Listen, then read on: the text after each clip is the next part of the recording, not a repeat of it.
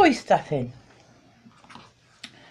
You could use an old pillow, you know, that you're fed up with. I've got hair in that. Christ, it's dark. Must have been before I went grey.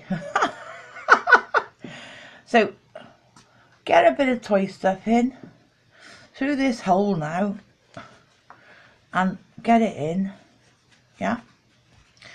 And it wants to be fairly tight and compact, so you know, fairly compact, because the tighter the stuffing, if you like, the better your line will be on your sewing.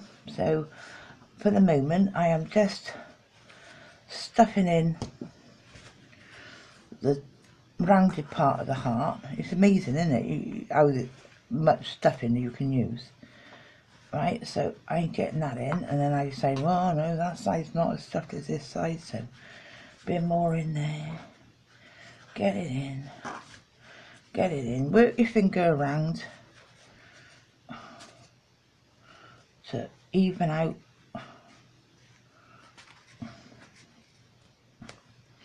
your heart. Bit more in. Bit more in, bit more in, bit more in. Am I liking it? Yeah, I am. Right, and you can see what I said, but don't make your hole too big. Look, it's growing. My hole is growing. And I want to make sure I stuff that point. So when I'm putting the stuffing into that point, I'm going to get my turning tool and I'm going to poke the stuffing right into that. Right. So we know that's in there. Now I just want to billow out the sides. I tell you a story now. While I'm doing this, oh well, first of all, I can say to you, you could, instead of just using only toy stuffing, because you'd have to use some toy stuffing, but you could also put pot puree in here to make it smell nice. You could also put a lavender sachet in here so it smelt nice. I'm not going to do that, because what I'm actually going to do is that got enough yet? My sewing couldn't have been that round on that corner. Never mind. Yeah, but it's getting there, isn't it? And if I close that up now, yeah, that's not it. I'm not gonna put any smellies in it as such, because what I will do eventually is, when I hang this, if I keep it, I might give it to someone, but if I keep it, I will probably hang it above the radiator. I mean, not right on the radiator, you know, at the wall some, but above a radiator, so the heat that rises from the radiator will slightly warm these hearts. And then I got essential oils, so on the back of the hearts I will put a few drops of essential oil of whatever. I mean, lavender is lovely in the bedroom to make you go to sleep. You know, lemon oil is lovely in the bathroom to make you feel nice and clean. You can, you know, whatever your favourite essential oil is, you can put a few drops on it, and if you hang it above a radiator somewhere, in the space above the radiator, the heat from the radiator will warm it, and then that aroma will exude from it and give you a nice smell in the house. Because at the end of the day, let's be fair, and you can keep doing that whenever you feel like it, lavender or pot puree, I mean, after a while they just lose it, don't they? Oh, is that big enough? No, I don't think that's big enough. Right, so a bit of here we go again. Showed you this the other day, going to show you again now. Hopefully it become clearer this time. Cut yourself a bit of cotton.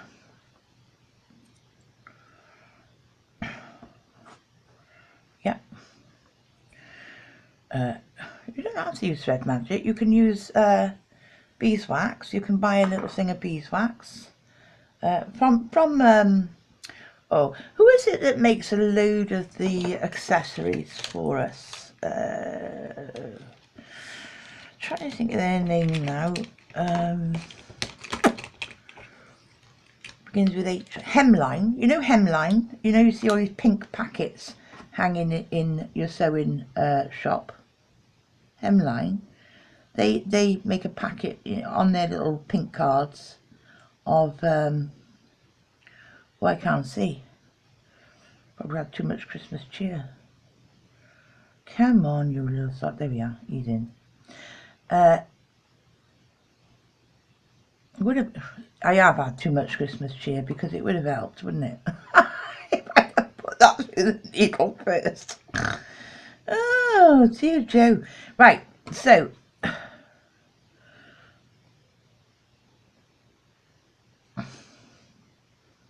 Have you ever sewn when you've been tipsy? Right, it's a good example, this is. Thread your needle.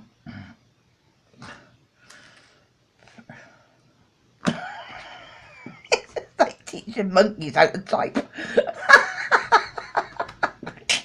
So I'm having a good Christmas day. I am having a fantastic Christmas day. Look, as you can see, I'm having fun. Let's start with the other end. God, Jack. You're mental. Right.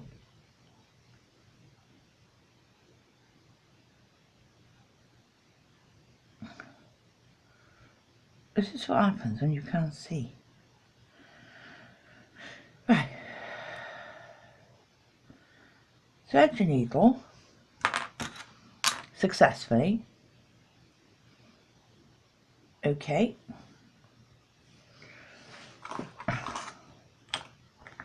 Try and be sensible here. And I'm going to do a ladder stitch, and I'm going to show you again, because I don't think that I showed you very successful. Well, you haven't seen it yet. I try and show you ladder stitch on another project, one of our bathroom accessory projects, but I don't think I actually show you very well. So put your needle through, bury your bottom cord, come through in the same place more or less again, yeah? When you get this little last loop, go through the loop, and that'll make a knot, okay? Now your end is buried, well, in with the stuffing, hopefully. Now this is ladder stitch. You want to go in and out on the same side, come across the top of the fabric, opposite the stitch you just made, and go in and out on that side. Then go back and move up a little tiny bit and go in and out on that side, come across the fabric and go in and out on this side. Right, now I'm deliberately not pulling it tight so I can show you. Go in and out on that side of the fabric, across the top, and in and out on this side of the fabric. Okay, now I'm hoping the camera can pick this up. You can see that there are strands across here. I'll do one more. In and out on that side of the fabric, and across the fabric, and in and out on this side. Yeah? So you can see the strands across the opening, and then when you're ready, you can firmly pull that, and it shuts up that opening. It'll get better as we go along. It shuts up the opening so you can't see your stitches. That's ladder stitch. So I'm going to carry on while I'm chatting. While I'm doing it, I'm going to chat to you and tell you about my mother. Now, my mum was born in 1926, so, you know, in the age of the flappers and what have you. Well, she wouldn't have known because she was only a baby, wasn't she? But the point is that she grew up in times before we had all these marvellous inventions that we get these days, like the air fresheners and God knows what, right? So this is how I know this will work. with the essential oils.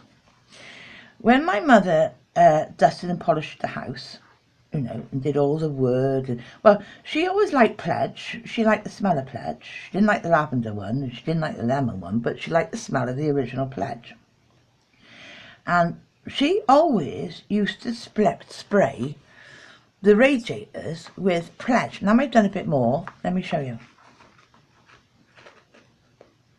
See? Lovely, isn't it? This is a ladder stitch. Buries the stitches. So she used to spray the radiators, and I said to her, Mum, why are you doing that? And she said, because when the radiators warm up later on, when the heating comes on, she said it'll give off a lovely smell of polish, and the house will smell as if I've just polished it.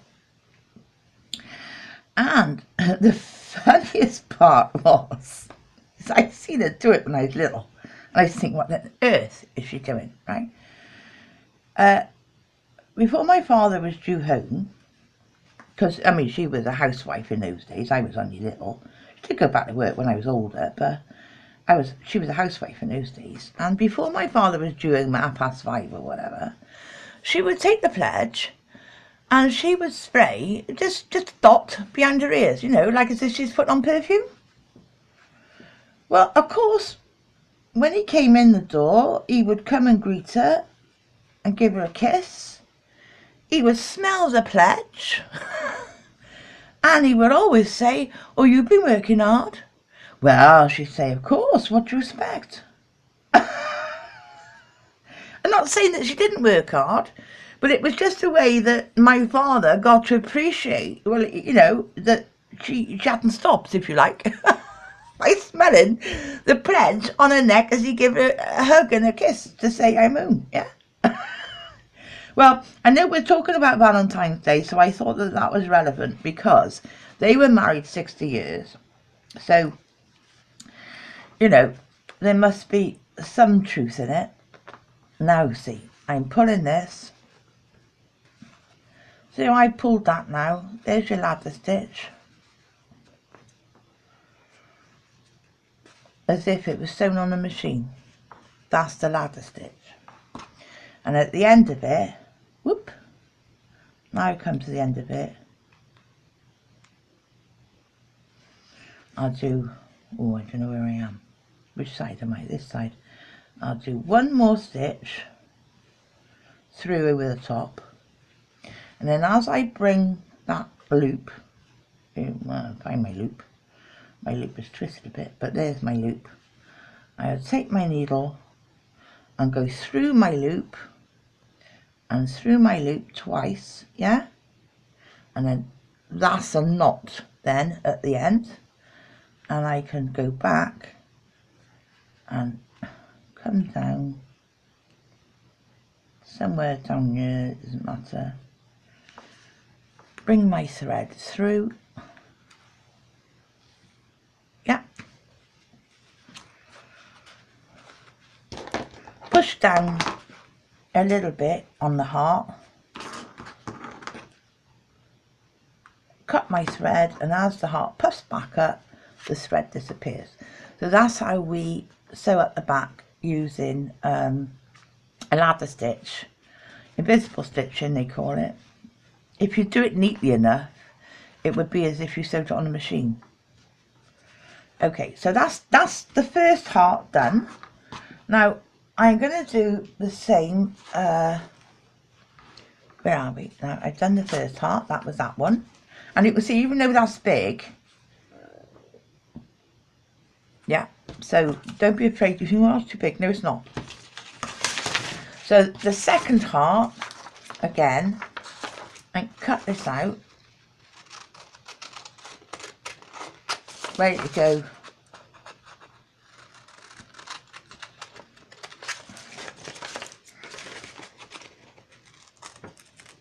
On my other piece of material.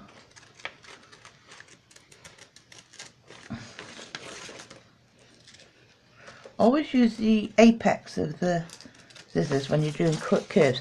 This is the apex of the scissors. You want the full length of the scissors when you're doing a straight bit, but the apex of the curve you've got more control over as you go into something like that, yeah? So always use the apex of the scissors to go around curves. They don't give lessons in using scissors, do they? Should do. I did. When I was little and I was in school, Eglesven in Cardiff, yeah? When we did paper crafts in the infants, we were taught the right way and the wrong way to use a pair of scissors. I don't think they do it anymore. Right, so there's the second heart. Let me put that away for a minute so I don't lose the lid. And somewhere buried under here I got my second piece of material. Yeah, I was going to do this Wild and Wonderful Rose from Aldi's, which I need to go and iron again and best press so that it's all nice and tidy. But there he is, yeah. And the first thing I'm going to do is look at my heart, get my 6-inch ruler. I buried everything. Here he is. 6-inch ruler, remembering that for the back of the heart we need to make we need an extra ½ inch because we need to do a quarter, well, just over ½ an inch because we need to do a 1/4 inch seam, which together is half, but then you don't want the outside material right on the edge of your heart, so you want to know that you've got a little bit of leeway. So I'll pop that on there when I'm ready, and then one in the corner, and I'll say, well, if I give ½ an inch this side and ½ an inch that side, and ½ an inch down the bottom, I know that I'm all right. So what does that make it? Yeah, because I got ½ an inch up there. 4.5 it by, ooh.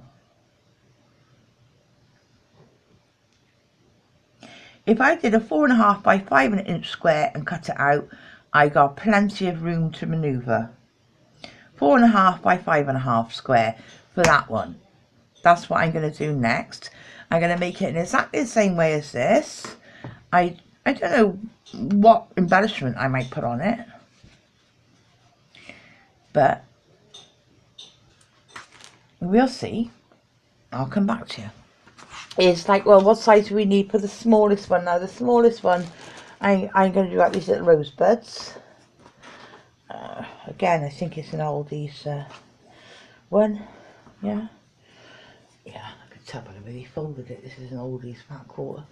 Right, so, and I am going to press it with best press before I do this, but I want to give you the measurements. One in the corner, I can figure it out. Pop my art on so I know where I am. I only want ½ an inch that way, ½ an inch that way. So what's that making it? That makes it 4.5 wide by 4 long. 4.5 by 4 long square will allow you the seam allowance to make the back of the heart as well. Okay, so you can get on now and do all three. Right, so I have finished doing my heart now. Now that was the first one with the velvet and lace.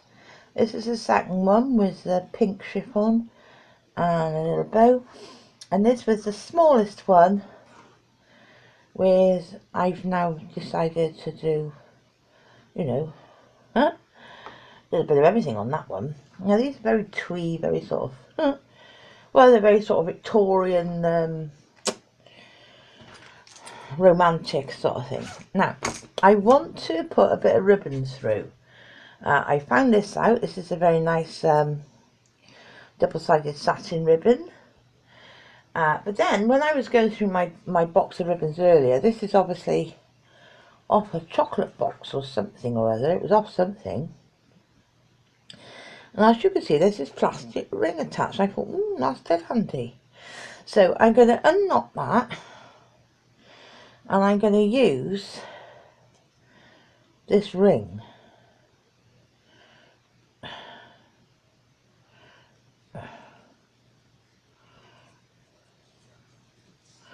I could in actual fact use this gross grain ribbon, couldn't I? This is a gross grain ribbon.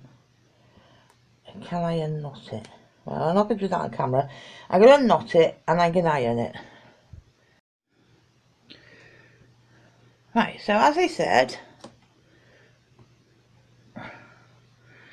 I've just ironed that gross grain ribbon. That'd be great because this cream goes well. So how do we get it through? Now, I've looked all over the shop and I cannot find it. But somewhere I got a long, when I say long, it's like at least,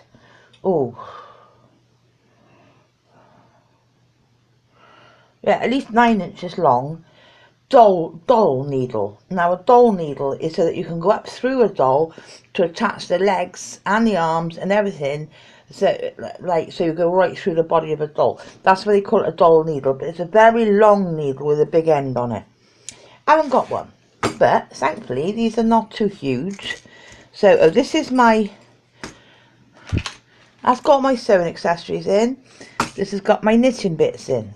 So in my knitting bits, let's see, in here I keep needles. Let's see what would be the most appropriate.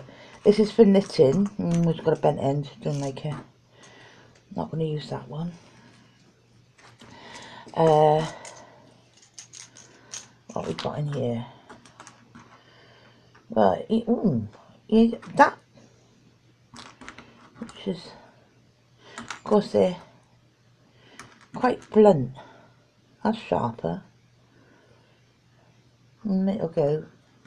Anyway, I'm gonna try one of these because obviously you need something that is going to take the ribbon. So if this has got the, I don't know, you see it's got a thin little clear loop on the top, so I can thread my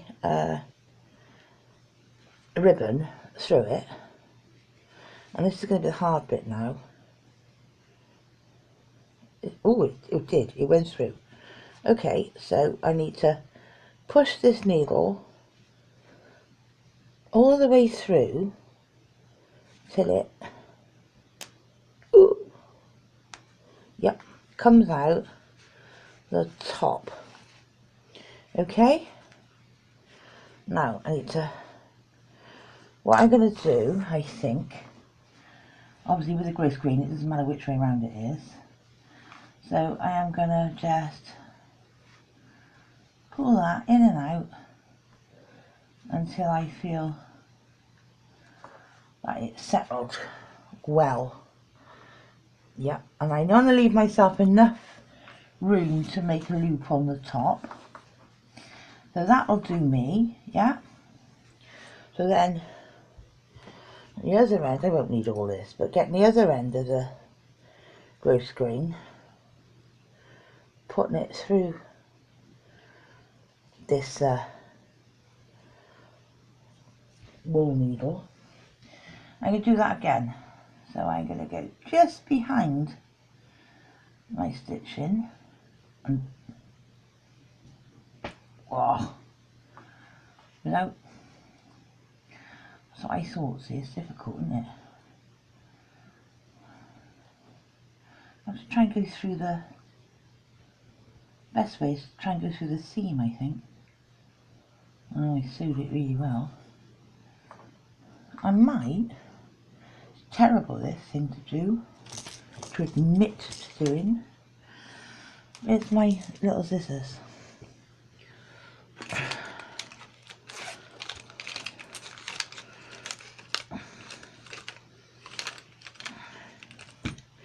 If you got a big needle with a sharp end, you wouldn't need to do this, but I'm going to have to do it. I am just on the back, I'm just going to pierce it. Oh, right. Which will allow me, let's make sure I got this running not twisted. I don't want it twisted, right. Which which allow me to pop my needle through. Oh, I put now. Stupid me, take it off. Why did I do that? God, I'm an idiot. Make sure I got it running the right way again.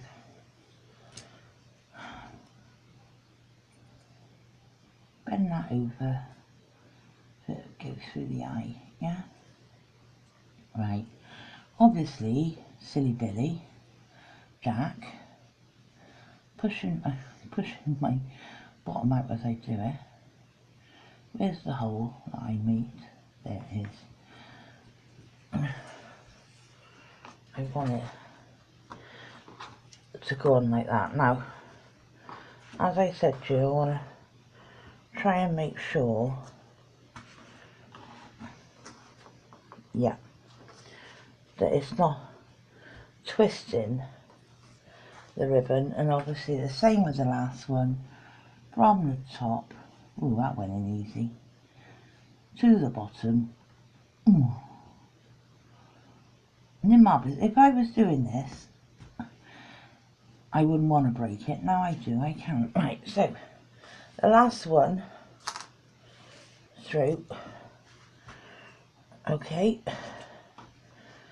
and try and make sure I haven't twisted the ribbon too much.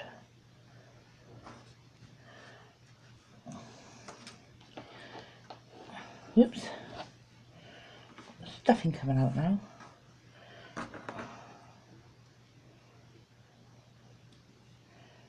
Just sort that bit of stuffing out.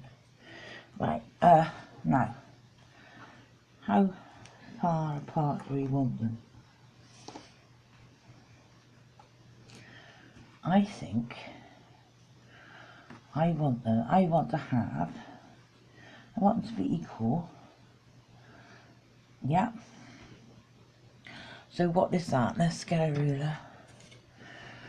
Between them, there is 3 inches. So pull that down a bit. Yeah, 3 inches. Now, with the bottom bit, what can we do? I'm thinking on my feet here.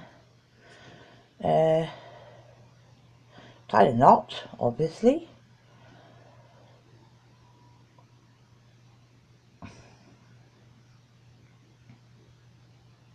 I wanted something nice on the end. Let me have a little think a moment. Yeah, I think I'm going to put a tassel. Which colour though? That's sort of goldy. Pink. Black. Red. Have I got a red one?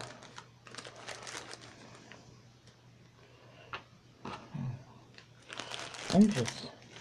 See how I buy these things? There must be 100 in there. Probably cost me 3 or 4 quid from China. I think, yeah. I think a red one. I think a red one. That's what I want on the end of there. So now, having got all this sorted out the way I want it, and I may very well put a stitch in to stop them moving. That's another thing you can do. I am just going to put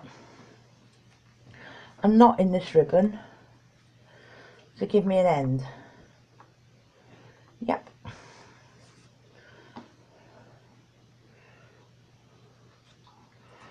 Bring the knot up a bit.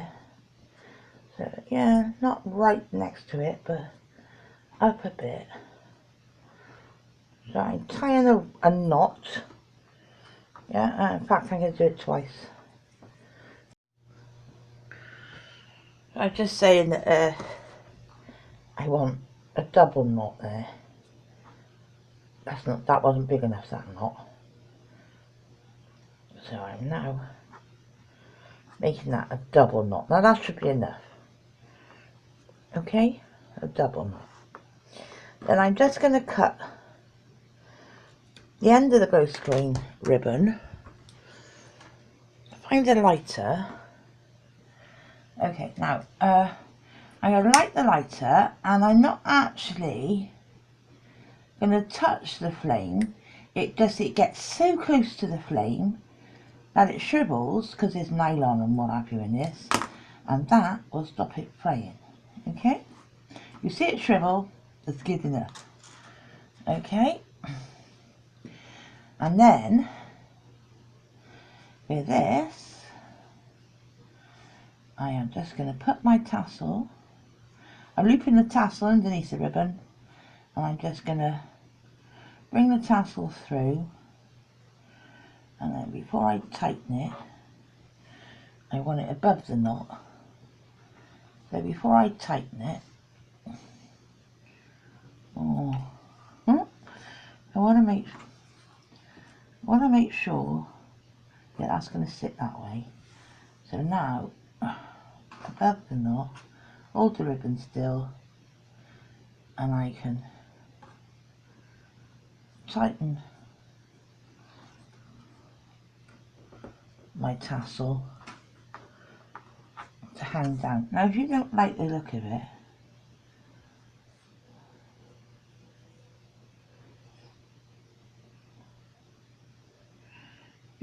didn't want to do it, did I? I'm going to do it again. I'm going to go again, because that's undoing, isn't it? Why is that undoing? Shouldn't, but it is. So I'm just going to tie that in another knot over the top carefully.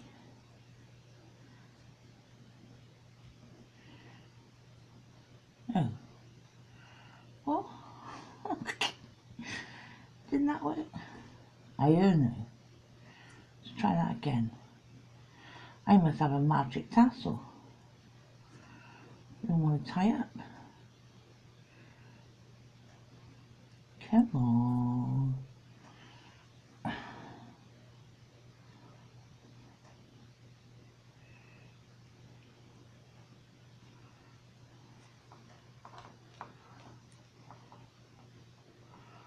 Right, so now, yeah,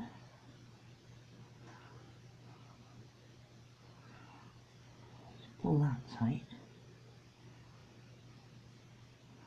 Oh yeah, now that's on. Right, so now that's not going to move. I've tied it twice. Right, so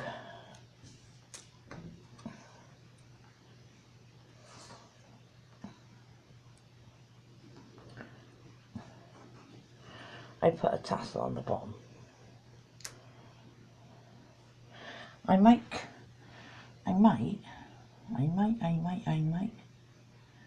Wonder what would happen. Yeah, that would look neater, wouldn't it? Yeah, you see, you always got to think, what should I do? Yeah, I think I might just run that under the machine and tidy that up so that it hangs like that. Yeah, I'm going to do that. Right, but before I do that, let's see about the other end. Now, the other end, I'm going to use this.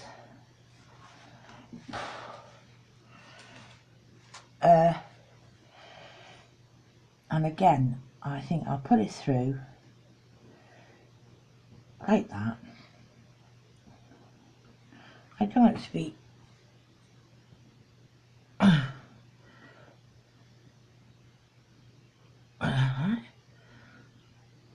yeah, that'll do it. I don't need all that much, but I'll chop some off. So I'm going to go to the machine now, and I am going to run a stitch across here to hold that ring on. If you didn't have a ring, well then if you didn't put a ring on, you could just fold it back like that and stitch across so you've made your own loop. But I quite like this ring, I quite like it, so I'm going to use this ring. Right, so I'm going to put a stitch through that ring, and I'm going to put a stitch on the end, and I'll come back to you. Right, so I tidied up this bottom end, yep, and I like that ring, so I'm using that ring for my hook. I've stitched it across. I can cut some of this off now, and again, to stop it fraying, with the lighter, see it just shrivels, yeah? So that'll never fray now. So there we are. So I finished. Obviously it's going to twist if I hold it in the midair, but if I put it up against the wall, it'll stay the way it's supposed to be, which is which won't happen until I put it against the wall, but it will be the right way round, and I'll show you that hung up. Okay, so those are my Victorian love hearts, hanging hearts. I'm going to do this again because I don't know where I'm going to stick those, but I would like some for my bedroom. So using my bedroom accessory material, which is like this, yeah, and that's the lining. I am going to make some more using my bedroom accessory material, and this time I'm going to string them lengthways instead of up and down, horizontal. Okay, I'm going to put them on a ribbon horizontal. You don't have to use ribbon. You could use a crochet cotton.